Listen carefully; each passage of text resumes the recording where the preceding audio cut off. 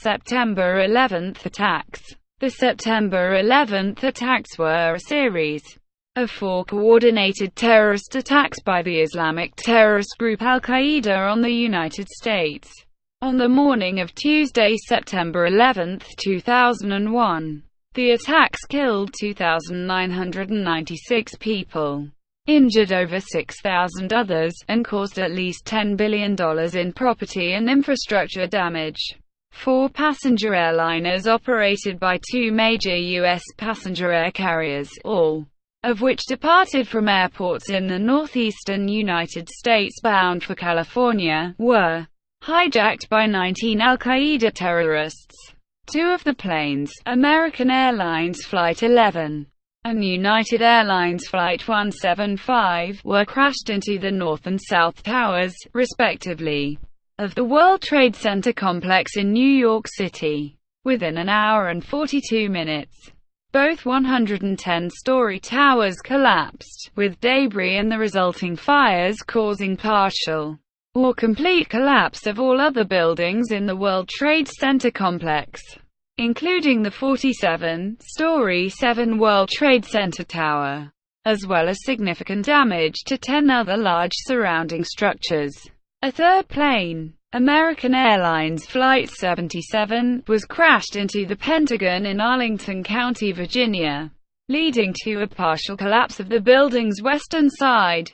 The fourth plane, United Airlines Flight 93, initially was steered toward Washington, D.C., but crashed into a field in Stony Creek Township near Shanksville, Pennsylvania, after its passengers tried to overcome the hijackers.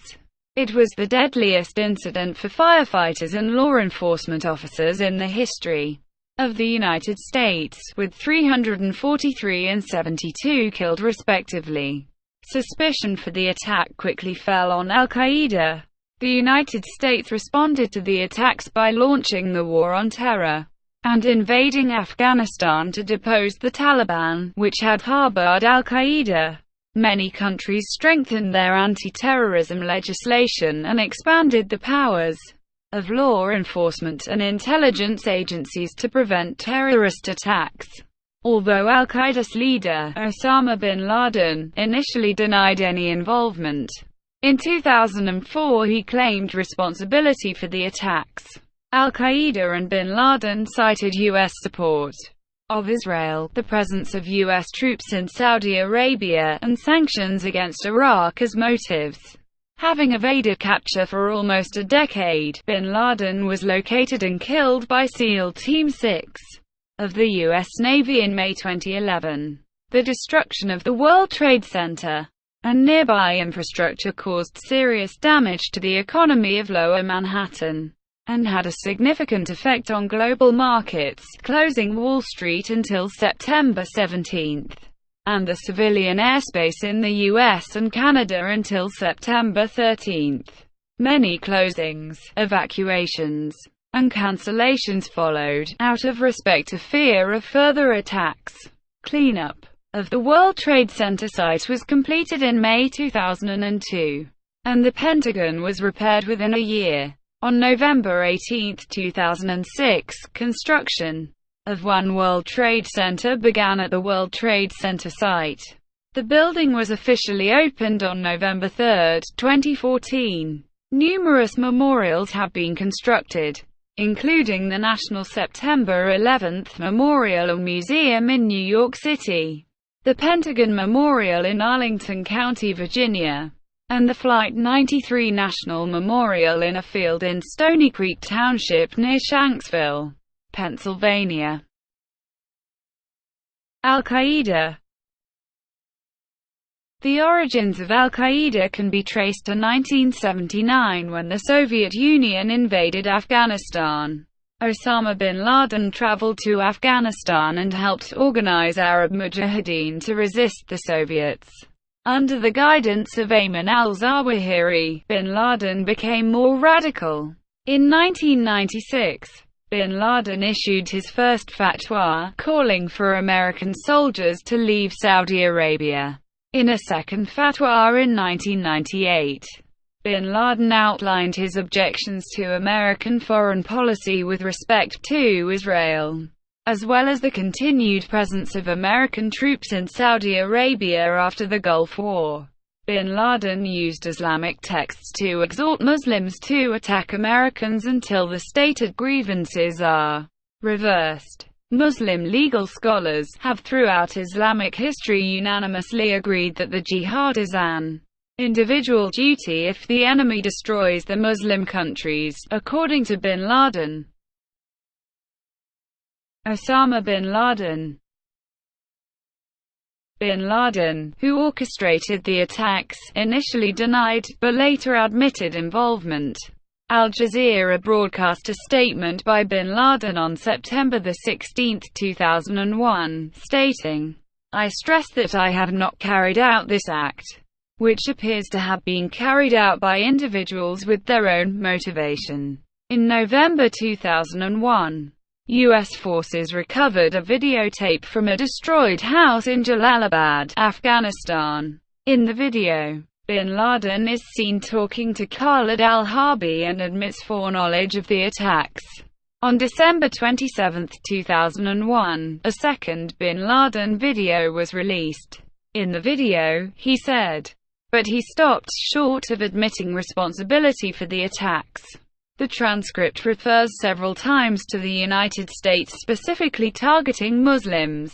Shortly before the U.S. presidential election in 2004, in a taped statement, bin Laden publicly acknowledged al-Qaeda's involvement in the attacks on the U.S.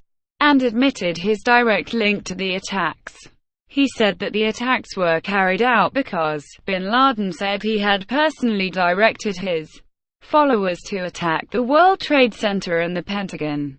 Another video obtained by Al Jazeera in September 2006 shows bin Laden with Ramzi bin al-Shibh, as well as two hijackers, Hamza al-Ghamdi and Wael al-Sheri, as they make preparations for the attacks. The U.S.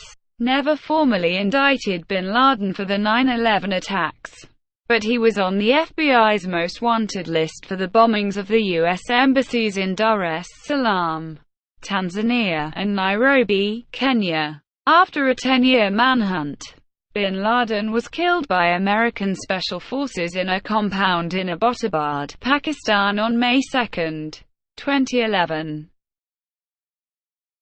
Khalid Sheikh Mohammed. The journalist Yoshri Fouda of the Arabic television channel Al Jazeera reported that, in April 2002, Khalid Sheikh Mohammed admitted his involvement, along with Ramzi bin al-Shibh. The 9/11 Commission report determined that the animosity towards the United States felt by Mohammed, the principal architect of the 9/11 attacks, stemmed from his violent disagreement with U.S. foreign policy favoring Israel. Mohammed was also an advisor and financier of the 1993 World Trade Center bombing and the uncle of Ramzi Yousef, the lead bomber in that attack. Mohammed was arrested on March 1, 2003, in Rawalpindi, Pakistan, by Pakistani security officials working with the CIA. Then transported to Guantanamo Bay and interrogated using methods including waterboarding. During U.S. hearings at Guantanamo Bay in March 2007, Mohammed again confessed his responsibility for the attacks, stating he was responsible for the 9/11 operation from A to Z, and that his statement was not made under duress. Other al-Qaeda members. In substitution for testimony of Khalid Sheikh Mohammed, from the trial of Zacarias Moussaoui, 5 people are identified as having been completely aware of the operation's details. They are bin Laden, Khalid Sheikh Mohammed, Ramzi bin al-Shibh, Abu Turab al-Urduni, and Mohammed Atef. To date, only peripheral figures have been tried or convicted for the attacks. On September 26, 2005, the Spanish High Court sentenced Abu Darda to 27 years in prison for conspiracy on the 9/11 attacks. and being a member of the terrorist organization al-Qaeda. At the same time, another 17 al-Qaeda members were sentenced to penalties of between 6 and 11 years. On February 16, 2006, the Spanish Supreme Court reduced the Abu Darda penalty to 12 years, because it considered that his participation in the conspiracy was not proven. Also, in 2006, Moussouer, who some originally suspected might have been the assigned 20th hijacker, was convicted for the lesser role of conspiracy to commit acts of terrorism and air piracy. He is serving a life sentence without parole in the United States. Munir al-Motassadegh, an associate of the Hamburg-based hijackers, is serving 15 years in Germany for his role in helping the hijackers prepare for the attacks. The Hamburg cell in Germany included radical Islamists who eventually came to be key operatives in the 9/11 attacks. Muhammad Atta, Marwan al-Shahi, Ziad Jarrah, Ramzi bin al-Shib, and Said Bahaji were all members of al-Qaeda's Hamburg cell. Motives. Osama bin Laden's declaration of a holy war against the United States, and a 1998 fatwa signed by bin Laden and others, calling for the killing of Americans, are seen by investigators as evidence of his motivation. In bin Laden's November 2002 letter to America, he explicitly stated that al-Qaeda's motives for their attacks include U.S. support of Israel, support for the attacks against Muslims in Somalia, support of Philippines against Muslims in the Moro conflict, support for Israeli aggression against Muslims in Lebanon, support of Russian atrocities against Muslims in Chechnya, pro-American governments in the Middle East, being against Muslim interests, support of Indian oppression against Muslims in Kashmir, the presence of U.S. troops in Saudi Arabia, the sanctions against Iraq after the attacks. Bin Laden and al-Zawahiri released additional videotapes and audiotapes, some of which repeated those reasons for the attacks. Two particularly important publications were bin Laden's 2002 letter to America and a 2004 videotape by bin Laden. Bin Laden interpreted Muhammad as having banned the permanent presence of infidels in Arabia. In 1996, bin Laden issued a fatwa calling for American troops to leave Saudi Arabia. In 1998, al-Qaeda wrote, "For over 7 years the United States has been occupying the lands of Islam in the holiest of places, the Arabian Peninsula, plundering its riches, dictating to its rulers, humiliating its people, terrorizing its neighbors, and turning its bases in the peninsula into a spearhead through which to fight the neighboring Muslim peoples." In a December 1999 interview, bin Laden said he felt that Americans were too near to Mecca, and considered this a provocation to the entire Muslim world. One analysis of suicide terrorism suggested that without U.S. troops in Saudi Arabia, al-Qaeda likely would not have been able to get people to commit to suicide missions. In the 1998 fatwa, al-Qaeda identified the Iraq sanctions as a reason to kill Americans, condemning the protracted blockade, among other actions that constitute a declaration of war against Allah, His Messenger, and Muslims. The fatwa declared that the ruling to kill the Americans and their allies, civilians and military, is an individual duty for every Muslim who can do it in any country in which it is possible to do it, in order to liberate the Al-Aqsa Mosque and the Holy Mosque of Mecca from their grip, and in order for the Americans' armies to move out of all the lands of Islam, defeated and unable to threaten any Muslim. Bin Laden claimed in 2004 that the idea of destroying the towers had first occurred to him in 1982, when he witnessed Israel's bombardment of high-rise apartment buildings during the 1982 Lebanon War. Some analysts, including Meir Shimer and Walt also claimed that one motivation for the attacks was U.S. support of Israel. In 2004 and 2010, bin Laden again connected the September 11 attacks with U.S. support of Israel.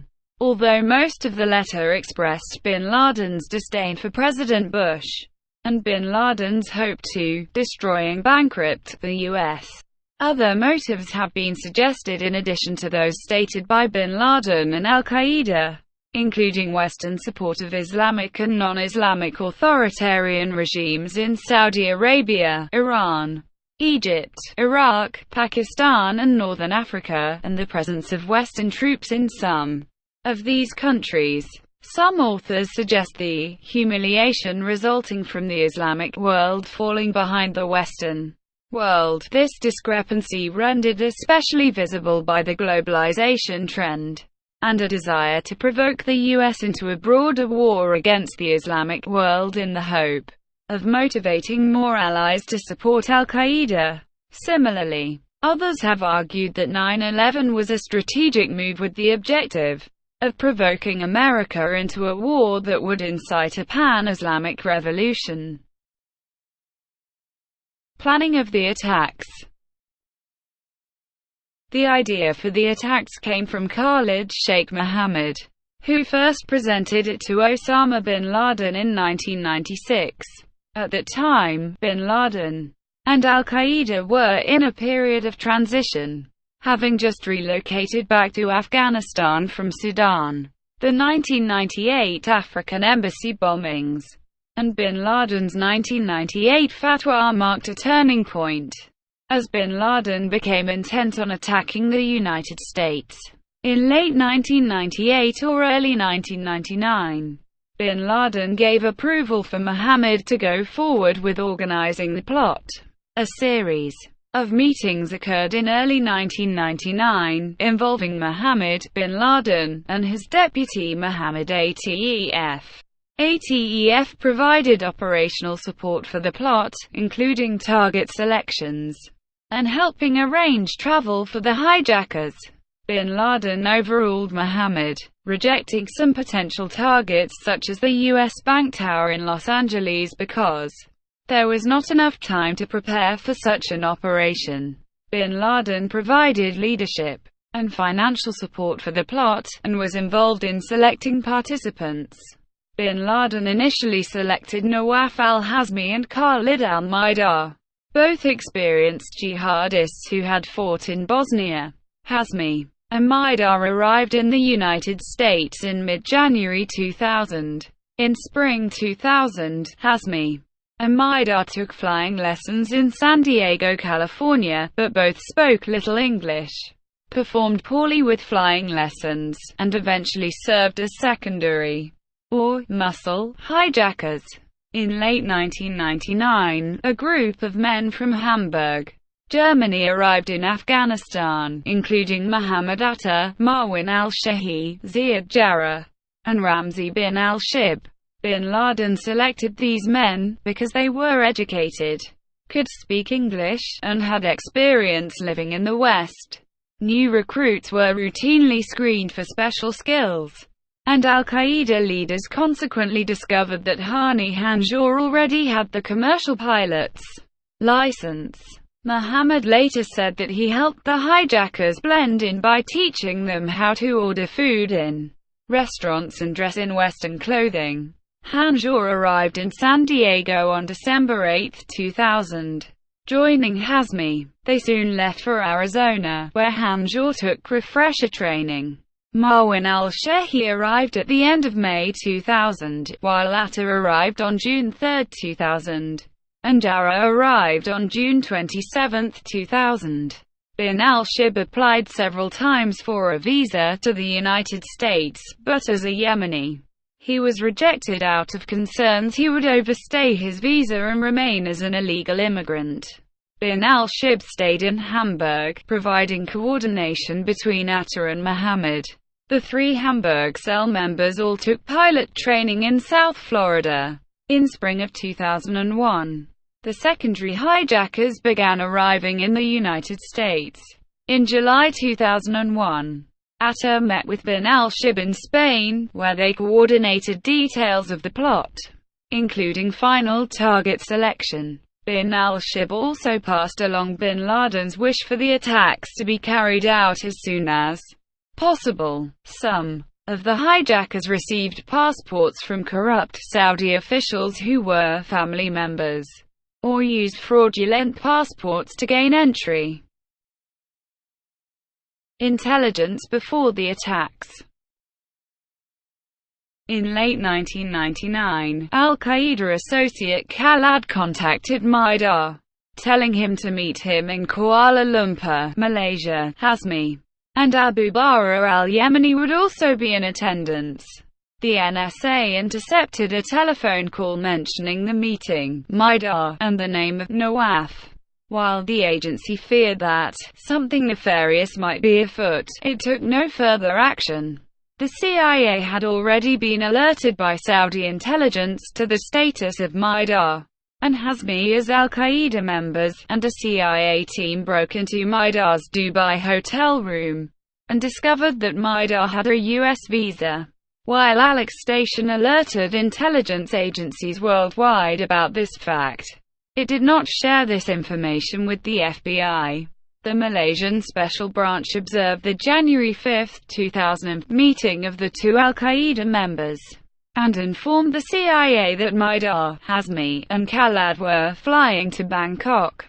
But the CIA never notified other agencies of this, nor did it ask the State Department to put Maidar on its watch list.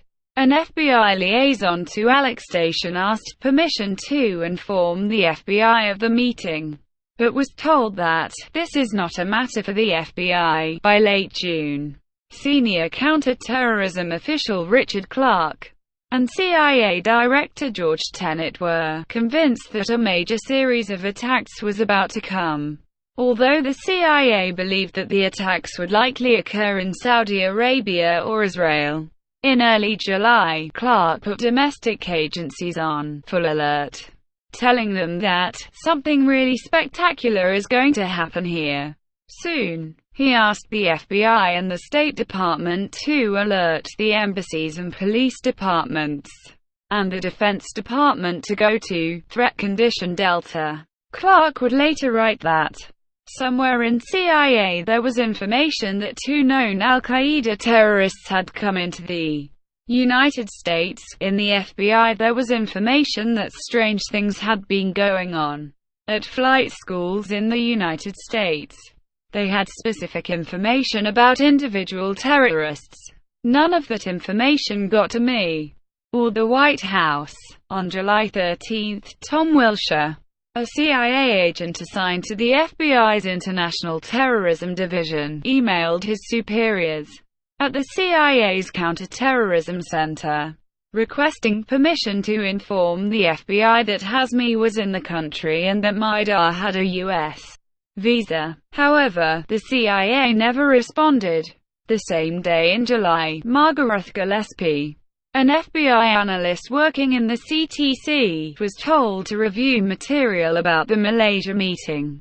She was not told of the participants' presence in the U.S. However, the CIA did give Gillespie surveillance photos of Maidar and Hazmi from the meeting to show to FBI counterterrorism, but did not tell her their significance. The Intelink database informed her not to share intelligence material on the meeting to criminal investigators. When shown the photos, the FBI were refused more details on their significance, and also did not receive Maidar's date of birth or passport number. In late August 2001, Gillespie told the INS, the State Department, the Customs Service, and the FBI to put Hazmi and Maidar on their watch lists. But the FBI was prohibited from using criminal agents in the search for the duo, which hindered their efforts. Also in July, a Phoenix-based FBI agent sent a message to FBI headquarters, Alex Station, and to FBI agents in New York, alerting them to the possibility of a coordinated effort by Osama bin Laden to send students to the United States to attend Cival. aviation universities and colleges.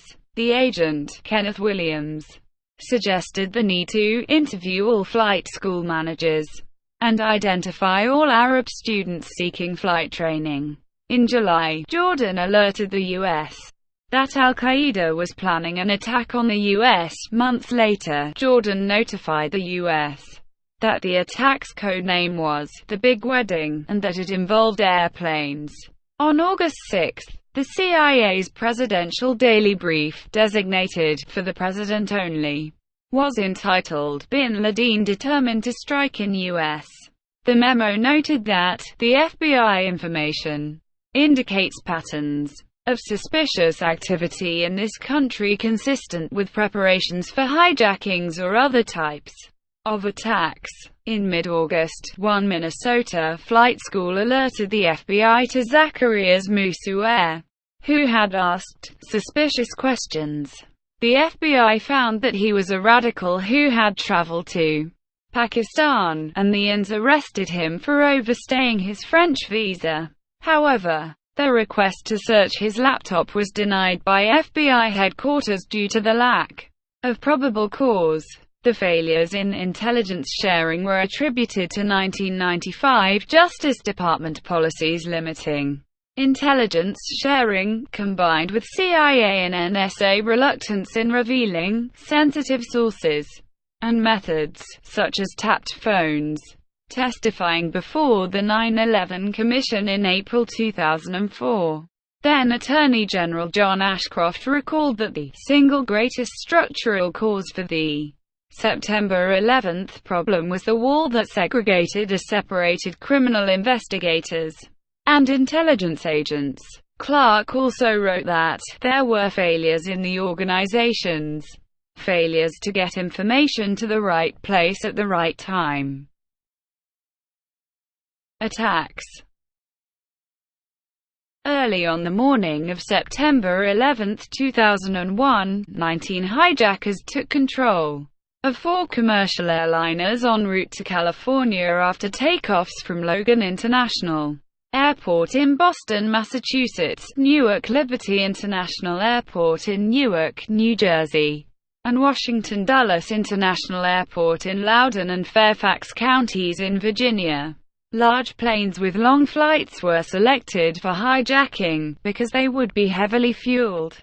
The 4 flights were American Airlines Flight 11, a Boeing 767 aircraft, departed Logan Airport at 7:59 a.m., en route to Los Angeles with a crew of 11 and 76 passengers, not including 5 hijackers. The hijackers flew the plane into the North Tower of the World Trade Center in New York City at 8:46 a.m. United Airlines Flight 175, a Boeing 767 aircraft, departed Logan Airport at 8:14 a.m.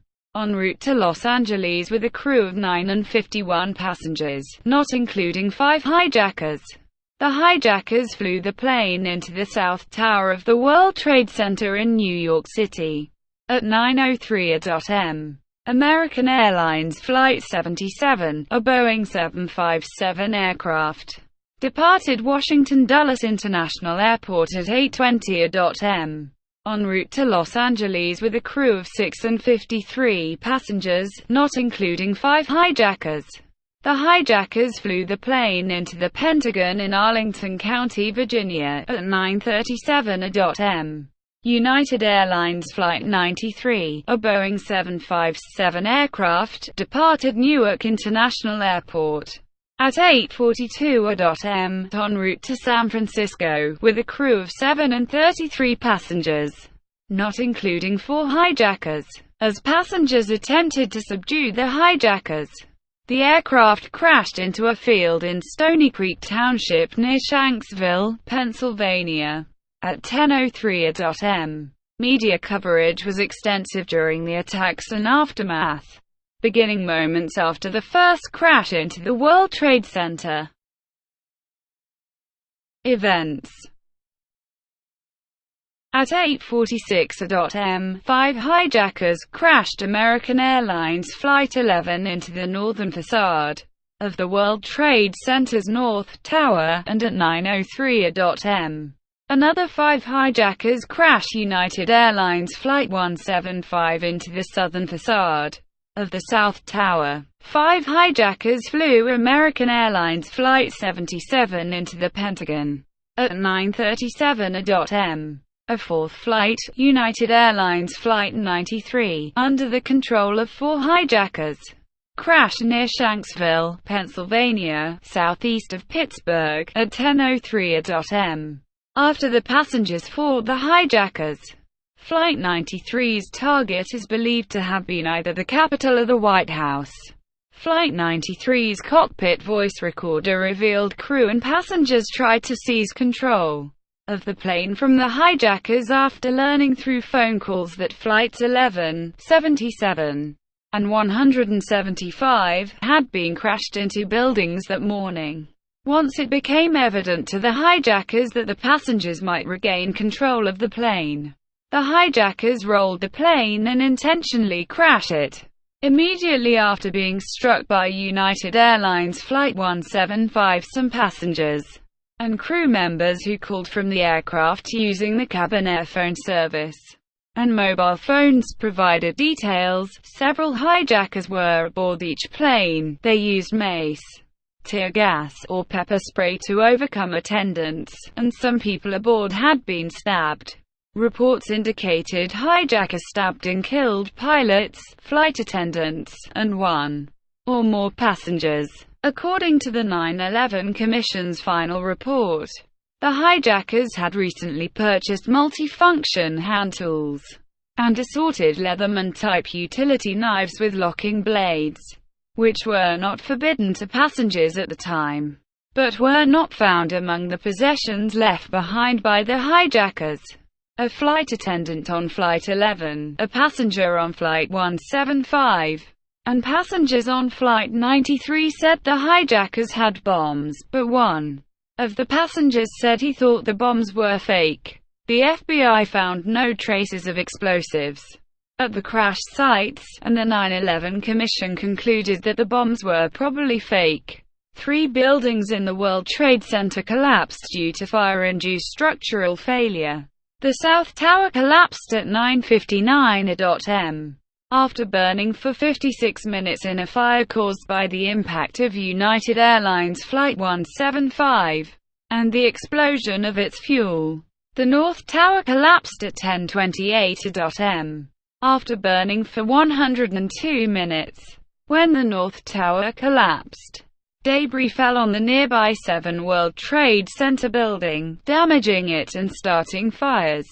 These fires burned 4 hours, compromising the building's structural integrity, and 7 WTC collapsed at 5:21 p.m. The west side of the Pentagon sustained significant damage, hitting the Pentagon. The plane hit the Pentagon approximately 86 seconds after the start of this recording, at 9:42 a.m. The Federal Aviation Administration grounded all civilian aircraft within the continental U.S., and civilian aircraft already in flight were told to land immediately. All international civilian aircraft were either turned back or redirected to airports in Canada or Mexico, and were banned from landing on United States territory for 3 days. The attacks created widespread confusion among news organizations and air traffic controllers. Among the unconfirmed and often contradictory news reports aired throughout the day, one of the most prevalent said a car bomb had been detonated at the U.S. State Department's headquarters in Washington, D.C. Another jet, Delta Airlines Flight 1989, was suspected of having been hijacked, but the aircraft responded to controllers and landed safely in Cleveland, Ohio. In an April 2002 interview, Khalid Sheikh Mohammed and Ramzi bin al-Shib, who are believed to have organized the attacks, said Flight 93's intended target was the United States Capitol, not the White House. During the planning stage of the attacks, Mohammed Atta, the hijacker and pilot of Flight 11, thought the White House might be too tough a target and sought an assessment from Hani Hanjour. Mohammed said al-Qaeda initially planned to target nuclear installations rather than the World Trade Center and the Pentagon, but decided against it, fearing things could get out of control. Final decisions on targets, according to Mohammed, were left in the hands of the pilots. Casualties 7 and 1 WTC on September 17, 2001, the attacks caused the deaths of 2,996 people and the injuries of more than 6,000 others. The death toll included 265 on the 4 planes, 2,606 in the World Trade Center and in the surrounding area, and 125 at the Pentagon. Nearly all of those who perished were civilians, with the exceptions of 343 firefighters, 72 law enforcement officers, 55 military personnel, and the 19 terrorists who died in the attacks. After New York, New Jersey lost the most state citizens, with the city of Hoboken having the most citizens that died in the attacks. More than 90 countries lost citizens in the September 11 attacks. For example, the 67 Britons who died were more than in any other terrorist attack anywhere. The attacks remained the worst terrorist attack in world history, and the deadliest foreign attack on American soil since the attack on Pearl Harbor on December 7, 1941. In Arlington County, Virginia, 125 Pentagon workers lost their lives when Flight 77 crashed into the western side of the building. Of these, 70 were civilians, and 55 were military personnel, many of them who worked for the United States Army or the United States Navy. The Army lost 47 civilian employees, 6 civilian contractors, and 22 soldiers, while the Navy lost 6 civilian employees, 3 civilian contractors, and 33 sailors. 7 Defense Intelligence Agency civilian employees were also among the dead in the attack, as well as an Office of the Secretary of Defense contractor. Lieutenant General Timothy Maud, an Army Deputy Chief of Staff, was the highest-ranking military official killed at the Pentagon. In New York City, more than 90% of the workers and visitors who died in the towers had been at or above the points of impact. In the North Tower, 1,355 people at or above the point of impact were trapped and died of smoke inhalation, fell or jumped from the tower to escape the smoke and flames, or were killed in the building's eventual collapse. The destruction of all 3 staircases in the tower when Flight 11 hit made it impossible for anyone above the impact zone to escape. 107 people below the point of impact died as well. In the South Tower, 1 stairwell A, was left intact after Flight 175 hit, allowing 14 people located on the floors of impact and 4 more from the floors above to escape. New York City 911 operators who received calls from individuals inside the tower were not well informed of the situation as it rapidly unfolded and as a result, told callers not to descend the tower on their own. In total, 630 people died in the tower, fewer than half the number killed in the North Tower. Casualties in the South Tower were significantly reduced by some occupants deciding to start evacuating as soon as the North Tower was struck. Dog works to uncover survivors at the site of the collapsed World Trade Center after the September 11, 2001 attacks. At least 200 people fell or jumped to their deaths from the burning towers, landing on the streets and rooftops of adjacent buildings hundreds of feet below. Some occupants of each tower above the point of impact made their way toward the roof in hope of helicopter rescue, but the roof access doors were locked. No plan existed for helicopter rescues, and the combination of roof equipment and thick smoke and intense heat prevented helicopters from approaching. A total of 411 emergency workers died as they tried to rescue people and fight fires. The New York City Fire Department lost 343 firefighters, including a chaplain and 2 paramedics. The New York City Police Department lost 23 officers. The Port Authority Police Department lost 37 officers. 8 emergency medical technicians and paramedics from private emergency medical services units were killed.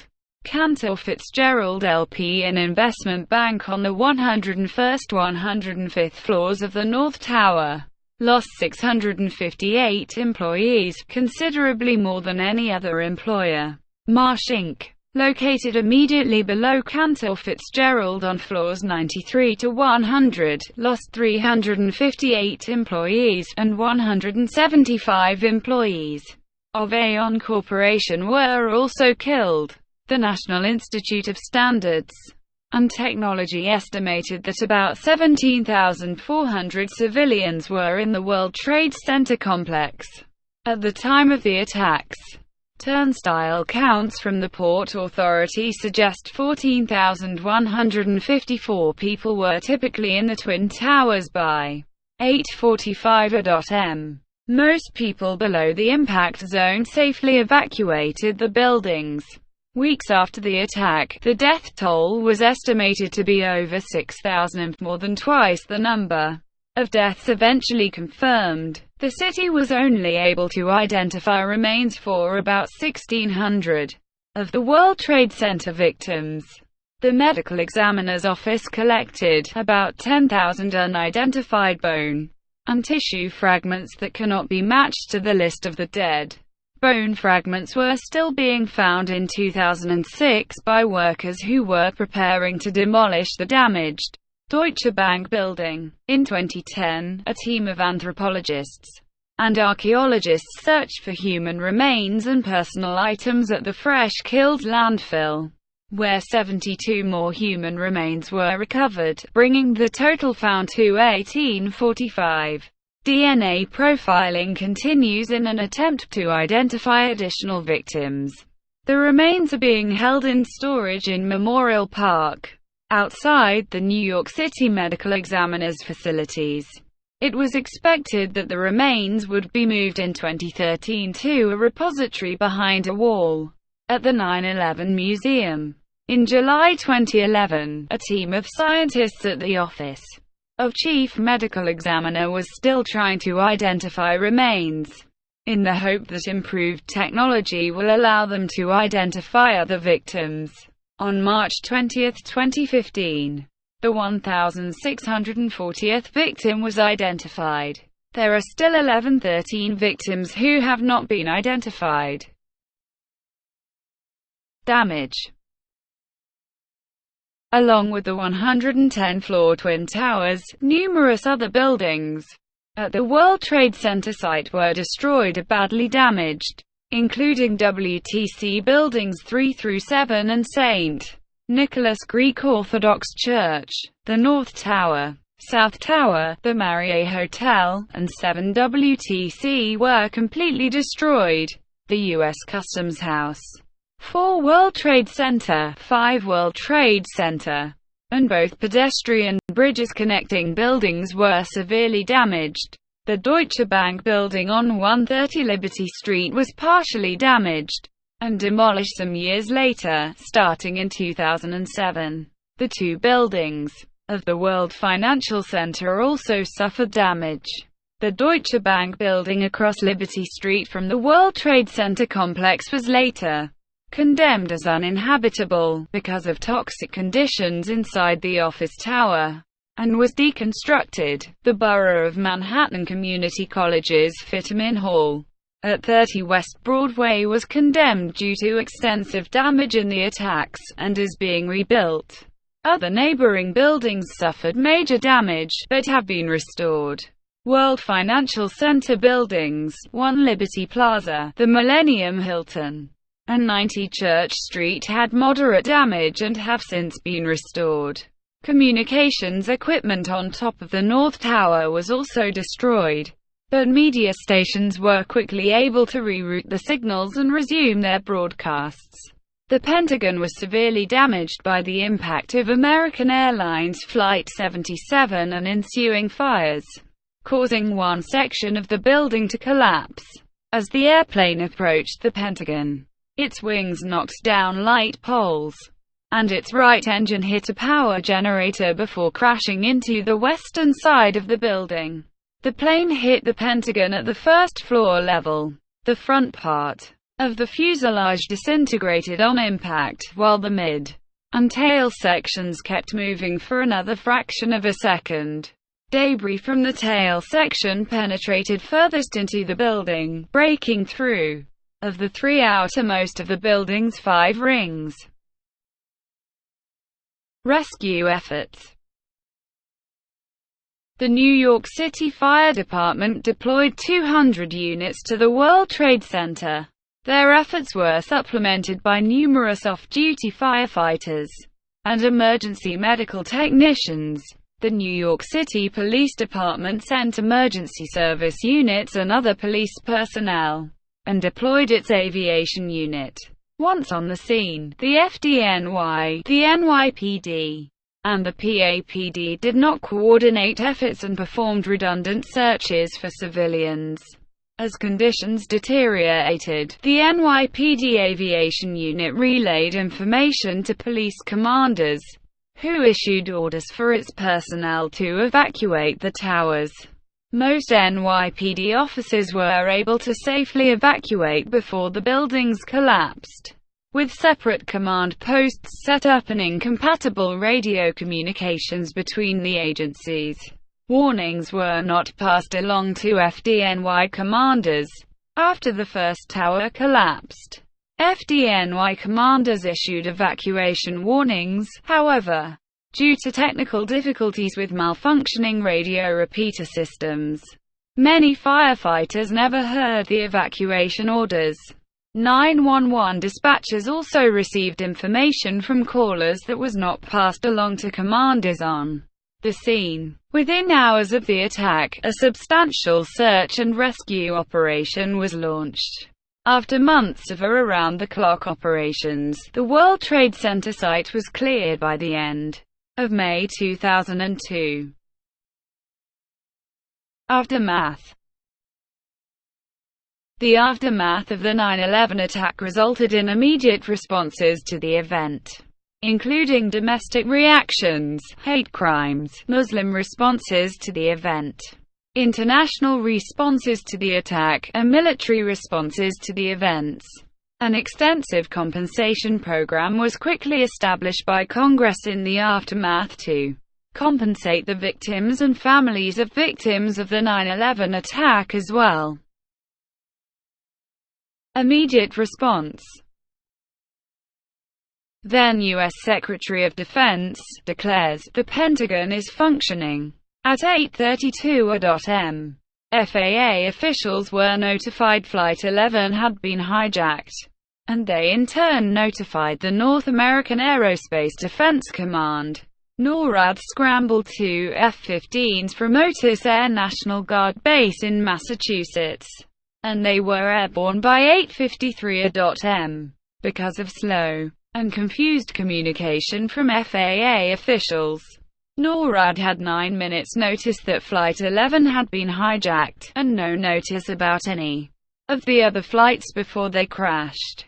After both of the Twin Towers had already been hit, more fighters were scrambled from Langley Air Force Base in Virginia at 9:30 a.m. At 10:20 a.m., Vice President Dick Cheney issued orders to shoot down any commercial aircraft that could be positively identified as being hijacked. However, these instructions were not relayed in time for the fighters to take action. Some fighters took to the air without live ammunition, knowing that to prevent the hijackers from striking their intended targets, the pilots might have to intercept and crash the fighters into the hijacked planes, possibly ejecting at the last moment. For the first time in the U.S. history, SCATANA was invoked. thus stranding tens of thousands of passengers from across the world. The FAA closed American airspace to all international flights, causing about 500 flights to be turned back or redirected to other countries. Canada received 226 of the diverted flights, and launched Operation Yellow Ribbon to deal with the large numbers of grounded planes and stranded passengers. The 9/11 attacks had immediate effects on the American people. Police and rescue workers from around the country took leaves of absence, traveling to New York City to help recover bodies from the twisted remnants of the Twin Towers. Blood donations across the U.S. surged in the weeks after 9/11. The deaths of adults in the attacks resulted in over 3,000 children losing a parent. Subsequent studies documented children's reactions to these actual losses and to feared losses of life, the protective environment in the aftermath of the attacks, and effects on surviving caregivers. Domestic reactions. Following the attacks, President Bush's approval rating soared to 90%. On September 20, 2001, he addressed the nation in a joint session of the United States Congress regarding the events of September 11 and the subsequent 9 days of rescue and recovery efforts, and described his intended response to the attacks. New York City Mayor Rudy Giuliani's highly visible role won him high praise in New York and nationally. Many relief funds were immediately set up to assist victims of the attacks, with the task of providing financial assistance to the survivors of the attacks and to the families of victims. By the deadline for victims' compensation on September 11, 2003, 2,833 applications had been received from the families of those who were killed.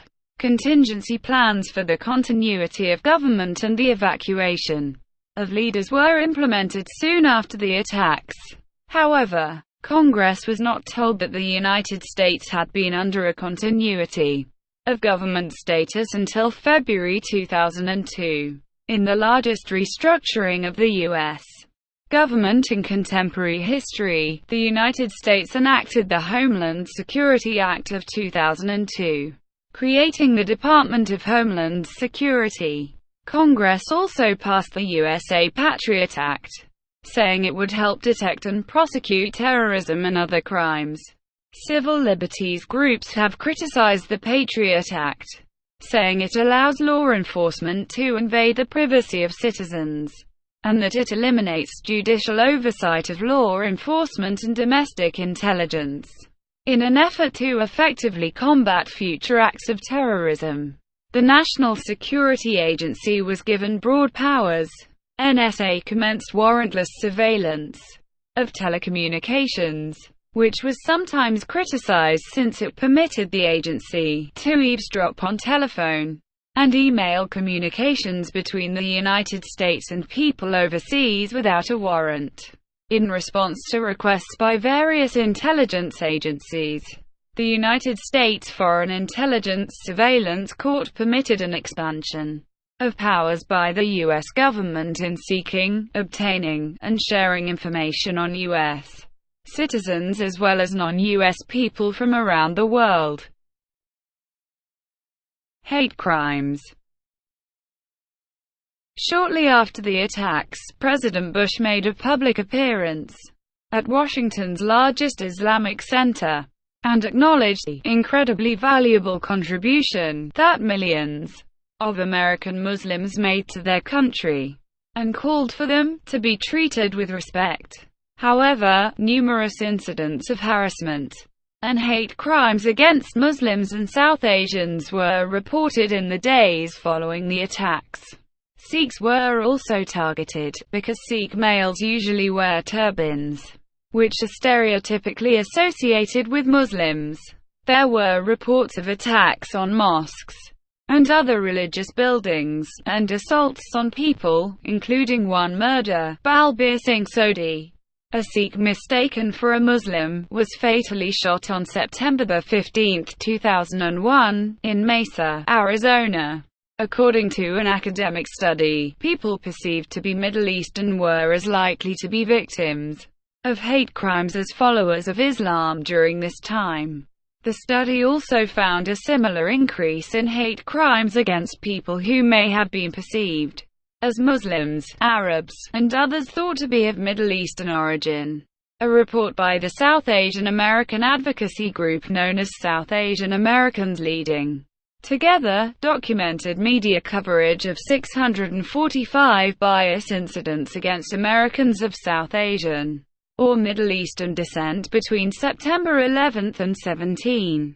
Various crimes such as vandalism, arson, assault, shootings, harassment, and threats in numerous places were documented. Muslim American response. Muslim organizations in the United States were swift to condemn the attacks and called upon Muslim Americans to come forward with their skills and resources to help alleviate the sufferings of the affected people and their families. These organizations included the Islamic Society of North America, American Muslim Alliance, American Muslim Council, Council on American Islamic Relations, Islamic Circle of North America, and the Sharia Scholars Association of North America, along with monetary donations. Many Islamic organizations launched blood drives and provided medical assistance, food, and shelter for victims. International reactions.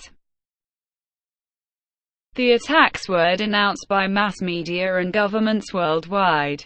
Across the globe, nations offered pro-American support and solidarity. Leaders in most Middle Eastern countries and Afghanistan condemned the attacks. Iraq was a notable exception, with an immediate official statement that the American cowboys are reaping the fruit of their crimes against humanity. The government of Saudi Arabia officially condemned the attacks, but privately many Saudis favored bin Laden's cause.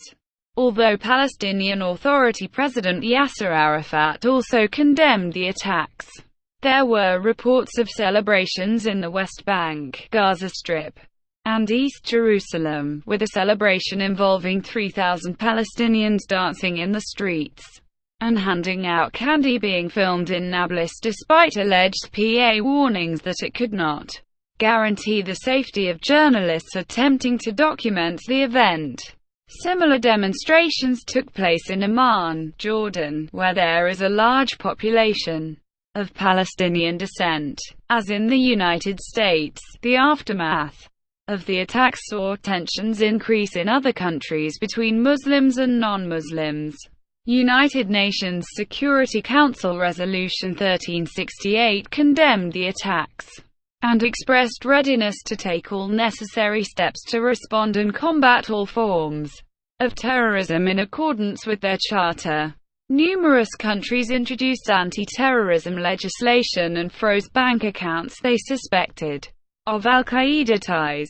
Law enforcement and intelligence agencies in a number of countries arrested alleged terrorists. British Prime Minister Tony Blair said Britain stood shoulder to shoulder with the United States. A few days later, Blair flew to Washington to affirm British solidarity with the United States. In a speech to Congress, 9 days after the attacks, which Blair attended as a guest, President Bush declared, "America has no truer friend than Great Britain." Subsequently, Prime Minister Blair embarked on 2 months of diplomacy to rally international support for military action. He held 54 meetings with world leaders and traveled more than 40,000 miles, and his wife attending a commemoration service for the victims of the September 11 attacks on November 16, 2001. Tens of thousands of people attempted to flee Afghanistan following the attacks, fearing a response by the United States. Pakistan, already home to many Afghan refugees from previous conflicts, closed its border with Afghanistan on September 17, 2001. Approximately 1 month after the attacks, the United States led a broad coalition of international forces to overthrow the Taliban regime from Afghanistan for their harboring of al-Qaeda. Though Pakistani authorities were initially reluctant to align themselves with the United States against the Taliban, they permitted the coalition access to their military bases, and arrested and handed over to the U.S. over 600 suspected al-Qaeda members. The U.S. set up the Guantanamo Bay detention camp to hold inmates they defined as illegal enemy combatants. The legitimacy of these detentions has been questioned by the European Union and human rights organizations. On September 25, 2001, Iran's fifth president, Mohammad Khatami, meeting British Foreign Secretary Jack Straw, said, "Iran fully understands the feelings of the Americans about the terrorist attacks in New York and Washington on September 11. He said although the American administrations had been, at best, indifferent about terrorist operations in Iran, the Iranians instead felt differently and had expressed their sympathetic feelings with bereaved Americans in the tragic incidents in the two cities." He also stated that nations should not be punished in place of terrorists. According to Radio Fardas website, when the attacks news was released, some Iranian citizens gathered in front of the Embassy of Switzerland in Tehran, which serves as the protecting power of the United States in Iran, to express their sympathy, and some of them lit candles as a symbol of mourning. This piece of news at Radio Fardas website also states that in 2011, on the anniversary of the attacks, United States Department of State published a post at its blog, in which the department thanked Iranian people for their sympathy, and stated that they would never forget Iranian people's kindness on those harsh days. After the attacks, both the president and the supreme leader of Iran condemned the attacks. The BBC and Time magazine published reports on holding candle-lit vigils for the victims by Iranian citizens at their websites. According to Politico magazine, following the attacks, Saeed Ali Khamenei, the supreme leader of Iran, suspended the usual "Death to America" chants at Friday prayers, temporarily. Military operations.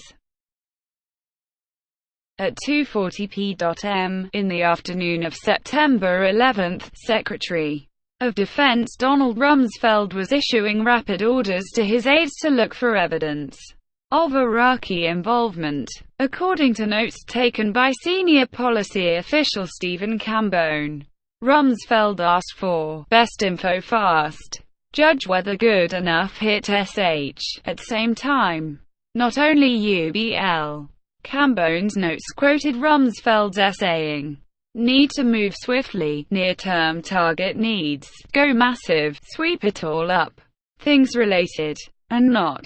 In a meeting at Camp David on September 15, the Bush administration rejected the idea of attacking Iraq in response to 9/11. Nonetheless, they later invaded the country with allies, citing Saddam Hussein's support for terrorism. At the time, as many as 7 in 10 Americans believed the Iraqi president played a role in the 9/11 attacks.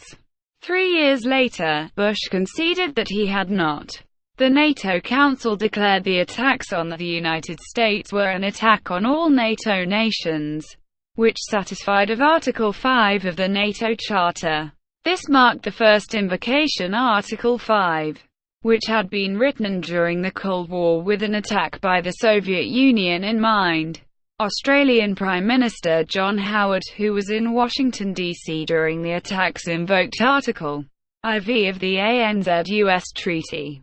The Bush administration announced a war on terror, with the stated goals of bringing bin Laden and al-Qaeda to justice and preventing the emergence of other terrorist networks.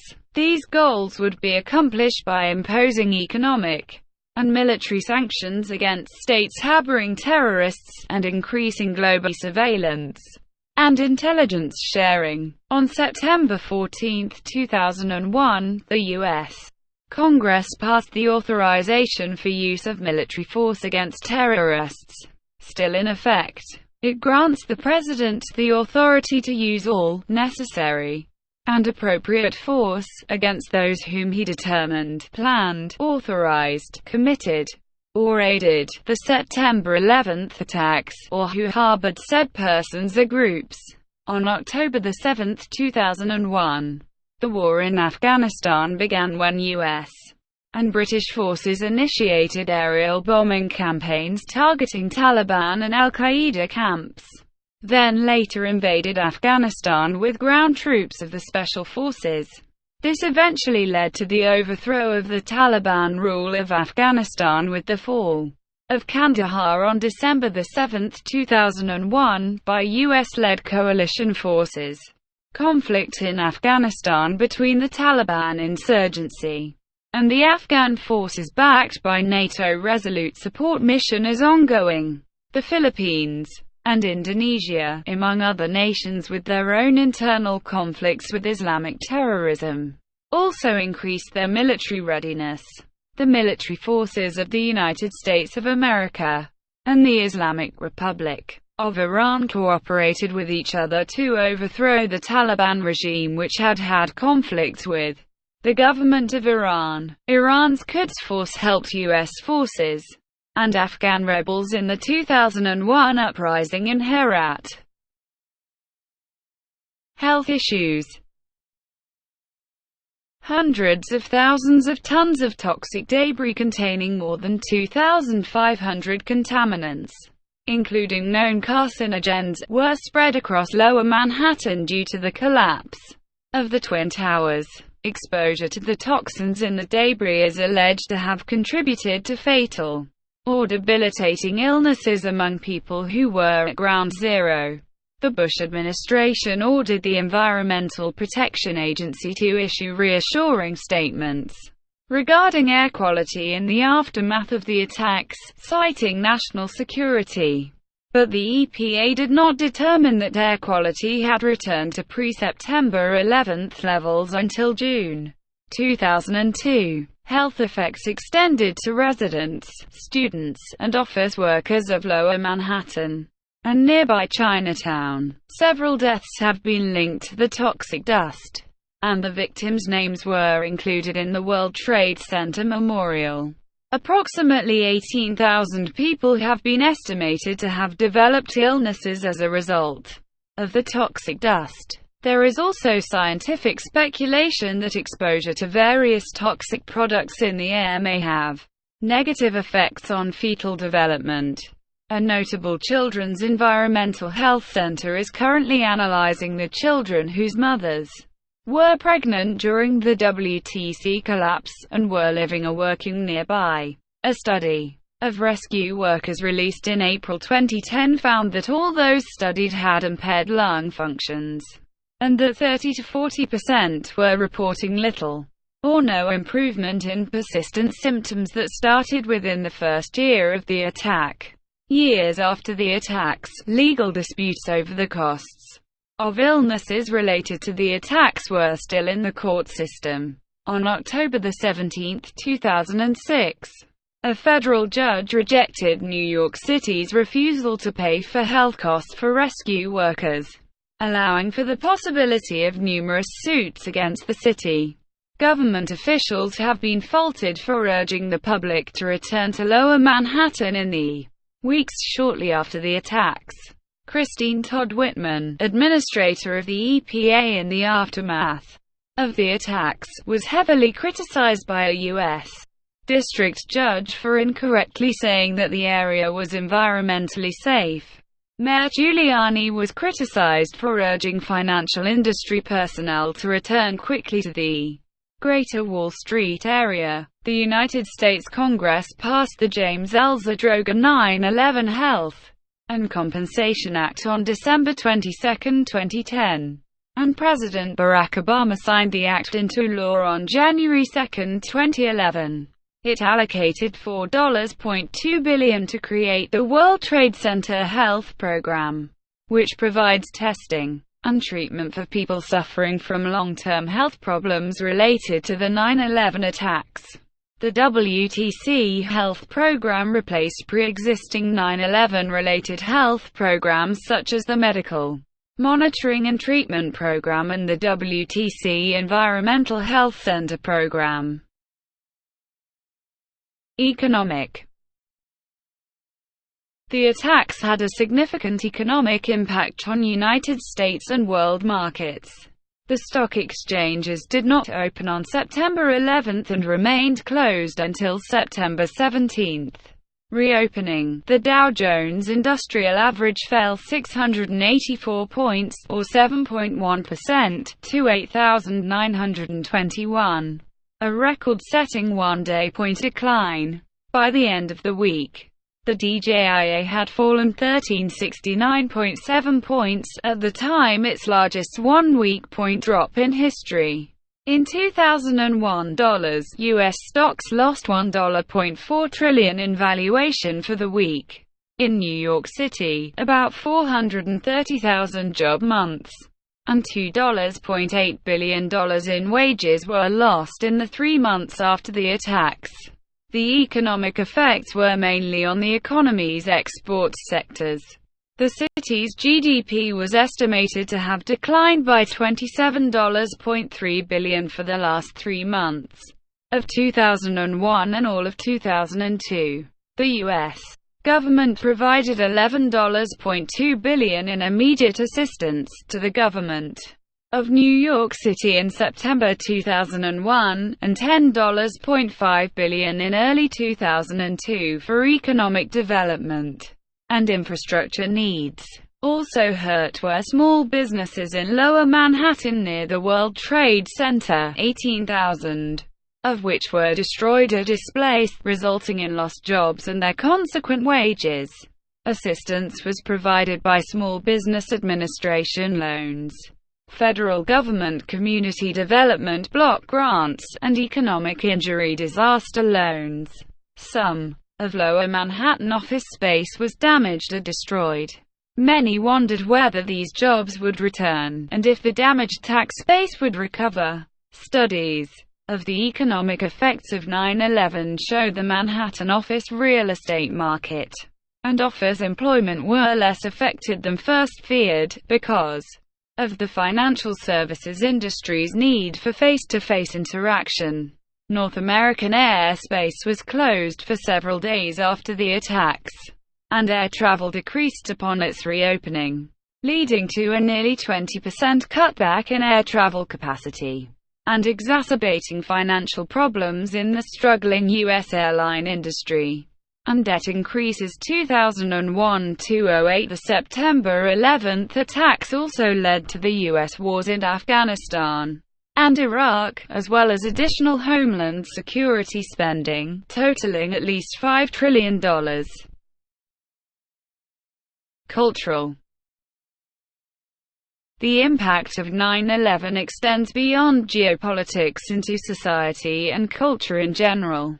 Immediate responses to 9/11 included greater focus on home life in time spent with family, higher church attendance, and increased expressions of patriotism such as the flying of flags. The radio industry responded by removing certain songs from playlists, and the attacks have subsequently been used as background, narrative or thematic elements in film, television, music and literature. Already running television shows as well as programs developed after 9/11 have reflected post-9/11 cultural concerns. 9/11 conspiracy theories have become social phenomena, despite lack of support from experts, scientists, engineers, and historians. 9/11 has also had a major impact on the religious faith of many individuals. For some it strengthened, to find consolation to cope with the loss of loved ones, and overcome their grief. Others started to question their faith or lost it entirely, because they could not reconcile it with their view of religion.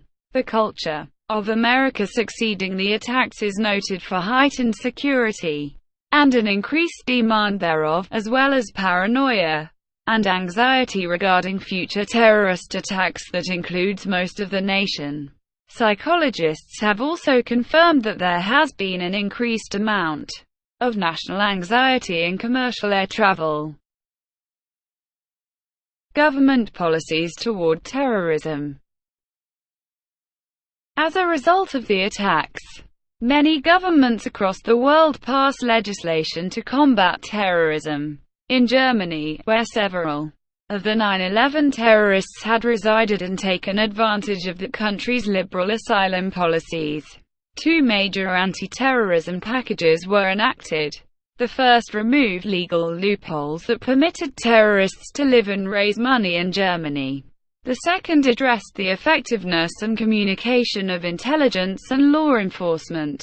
Canada passed the Canadian Anti-Terrorism Act, that nation's first anti-terrorism law. The United Kingdom passed the Anti-Terrorism, Crime and Security Act 2001 and the Prevention of Terrorism Act 2005. New Zealand enacted the Terrorism Suppression Act 2002. In the United States, the Department of Homeland Security was created by the Homeland Security Act to coordinate domestic anti-terrorism efforts. The USA Patriot Act gave the federal government greater powers, including the authority to detain foreign terror suspects for a week without charge, to monitor telephone communications, email, and internet use by terror suspects, and to prosecute suspected terrorists without time restrictions. The FAA ordered that airplane cockpits be reinforced to prevent terrorists gaining control of planes, and assigned sky marshals to flights. Further, the Aviation and Transportation Security Act made the federal government, rather than airports, responsible for airport security. The law created the Transportation Security Administration to inspect passengers and luggage, causing long delays and concern over passenger privacy. After suspected abuses of the USA Patriot Act were brought to light in June 2013 with articles about collection of American call records by the NSA and the PRISM program, Representative Jim Sensenbrenner, Republican of Wisconsin, who introduced the Patriot Act in 2001, said that the National Security Agency overstepped its bounds. FBI. Immediately after the attacks, the Federal Bureau of Investigation started PNTTBOM, the largest criminal inquiry in the history of the United States. At its height, more than half of the FBI's agents worked on the investigation and followed 500,000 leads. The FBI concluded that there was clear and irrefutable evidence linking al-Qaeda and bin Laden to the attacks. An Egyptian national was the ringleader of the hijackers. The FBI was quickly able to identify the hijackers, including leader Mohammed Atta, when his luggage was discovered at Boston's Logan Airport. Atta had been forced to check 2 of his 3 bags due to space limitations on the 19-seat commuter flight he took to Boston. Due to a new policy instituted to prevent flight delays, the luggage failed to make it aboard American Airlines Flight 11 as planned. The luggage contained the hijackers' names, assignments and al-Qaeda connections. It had all these Arab-language papers that amounted to the Rosetta Stone of the investigation, said one FBI agent. Within hours of the attacks, the FBI released the names, and in many cases the personal details of the suspected pilots and hijackers. On September 27, 2001, they released photos of all 19 hijackers, along with information about possible nationalities and aliases. 15 of the men were from Saudi Arabia, 2 from the United Arab Emirates, 1 from Egypt, and 1 from Lebanon. By midday, the U.S. National Security Agency and German intelligence agencies had intercepted communications pointing to Osama bin Laden. 2. of the hijackers were known to have traveled with a bin Laden associate to Malaysia in 2000, and hijacker Mohammed Atta had previously gone to Afghanistan. He and others were part of a terrorist cell in Hamburg. One of the members of the Hamburg cell was discovered to have been in communication with Khalid Sheikh Mohammed, who was identified as a member of al-Qaeda. Authorities in the United States and Britain also obtained electronic intercepts, including telephone conversations and electronic bank transfers, which indicate that Mohammed Atef, a bin Laden deputy, was a key figure in the planning of the 9/11 attacks. Intercepts were also obtained that revealed conversations that took place days before September 11 between bin Laden and an associate in Pakistan. In those conversations, the two referred to an incident that would take place in America on or around September 11, and they discussed potential repercussions. In another conversation with an associate in Afghanistan, bin Laden discussed the scale and effects of a forthcoming operation. These conversations did not specifically mention the World Trade Center, Pentagon, or other specifics. CIA.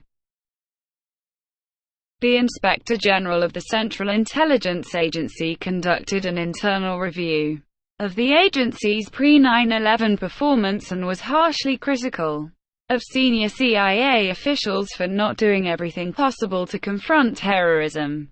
He criticized their failure to stop two of the 9/11 hijackers, Nawaf al-Hazmi and Khalid al-Mihdhar, as they entered the United States, and the failure to share information on the two men with the FBI. In May 2007, senators from both major U.S. political parties drafted legislation to make the review public. One of the backers, Senator Ron Wyden, said, "The American people have a right to know what the Central Intelligence Agency was doing in those critical months before 9/11. Congressional inquiry. In February 2002, the Senate Select Committee on Intelligence and the House Permanent Select Committee on Intelligence formed a joint inquiry into the performance of the U.S. intelligence community. Their 832-page report released in December 2002 detailed failings of the FBI and CIA to use available information, including about terrorists the CIA knew were in the United States, in order to disrupt the plots. The joint inquiry developed its information about possible involvement of Saudi Arabian government officials from non-classified sources. Nevertheless, the Bush administration demanded 28 related pages remain classified. In December 2002, the inquiry's chair Bob Graham revealed in an interview that there was evidence that there were foreign governments involved in facilitating the activities of at least some of the terrorists in the United States. September 11, victim families were frustrated by the unanswered questions and redacted material from the congressional inquiry, and demanded an independent commission. September 11, victim families, members of Congress, and the Saudi Arabian government are still seeking release of the documents. In June 2016, CIA Chief John Brennan says that he believes 28 redacted pages of a congressional inquiry into 9/11 will soon be made public, and that they will prove that the government of Saudi Arabia had no involvement in the September 11 attacks. In September 2016, the Congress passed the Justice Against Sponsors of Terrorism Act that would allow relatives of victims of the September 11 attacks to sue Saudi Arabia for its government's alleged role in the attacks. 9/11 Commission.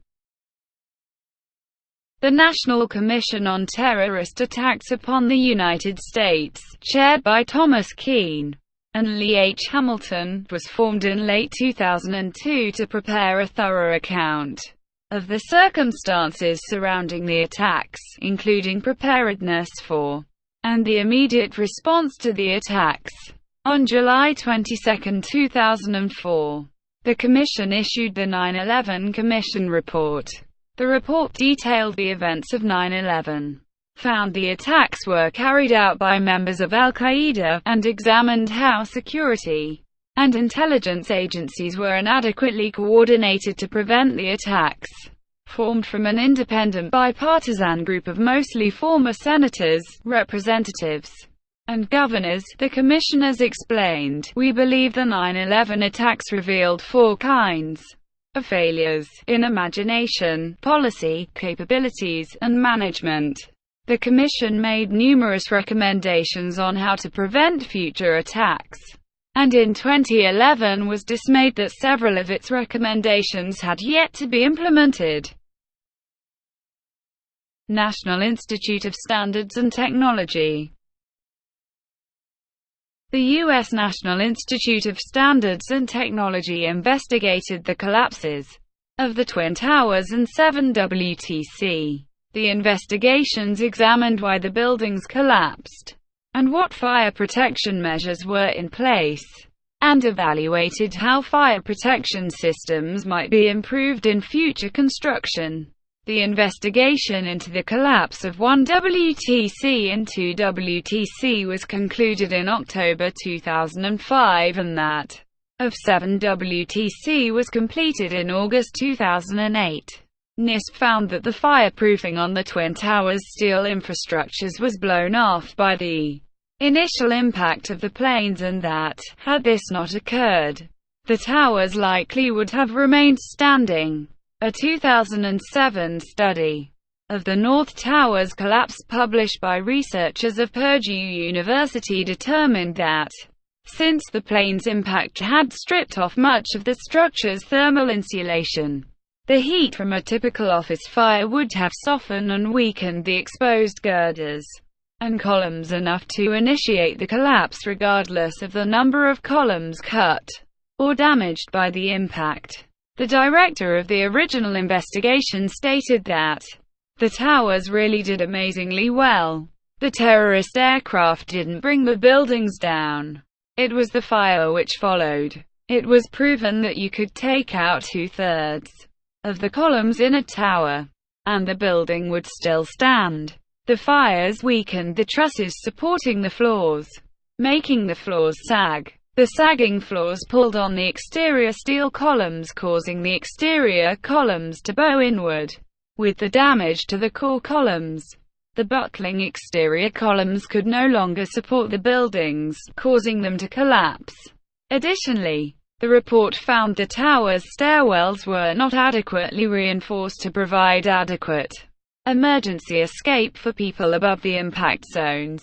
NIST concluded that uncontrolled fires in 7 WTC caused floor beams and girders to heat, and subsequently, caused a critical support column to fail, initiating a fire-induced progressive collapse that brought the building down. Rebuilding.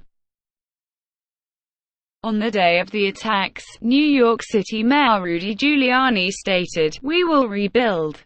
We're going to come out of this stronger than before, politically stronger, economically stronger. The skyline will be made whole again." The damaged section of the Pentagon was rebuilt and occupied within a year of the attacks.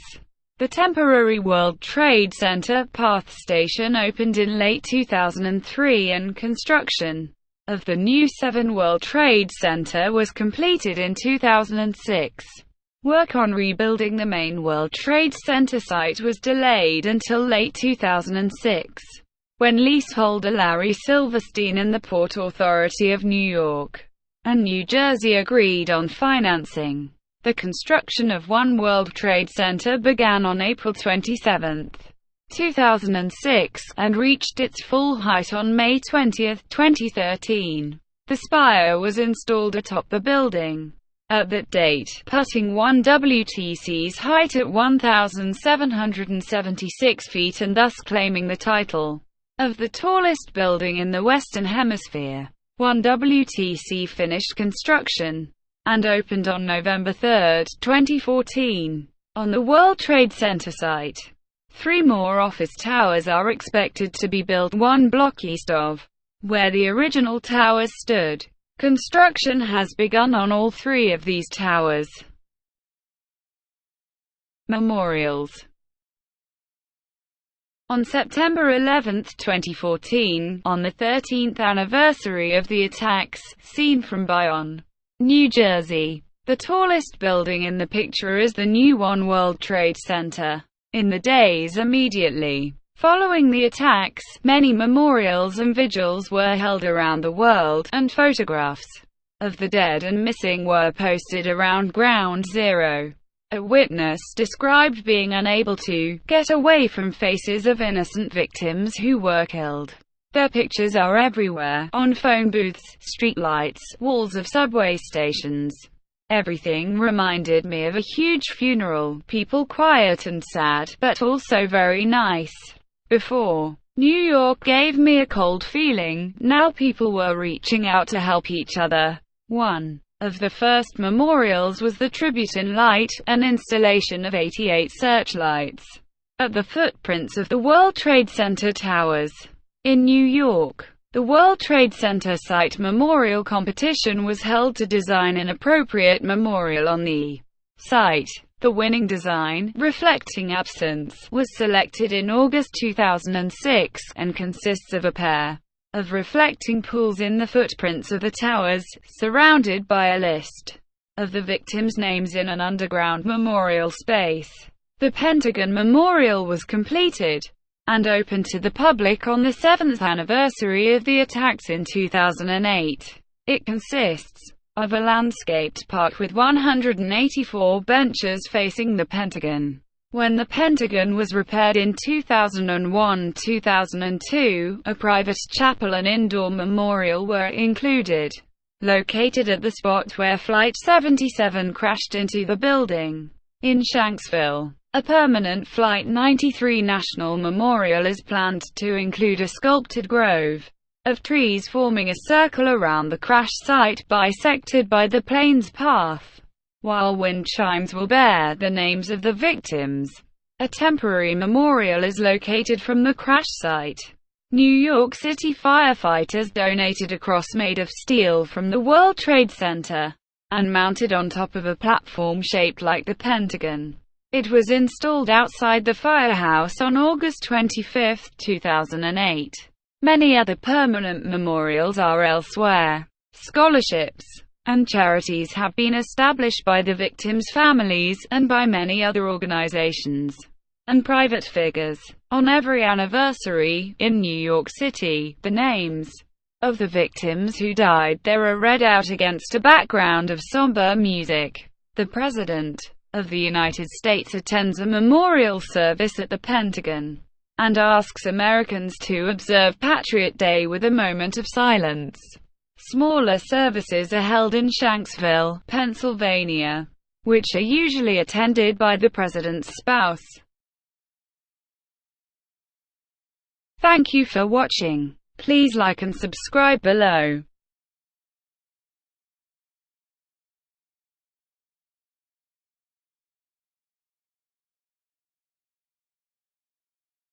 Please like and subscribe below.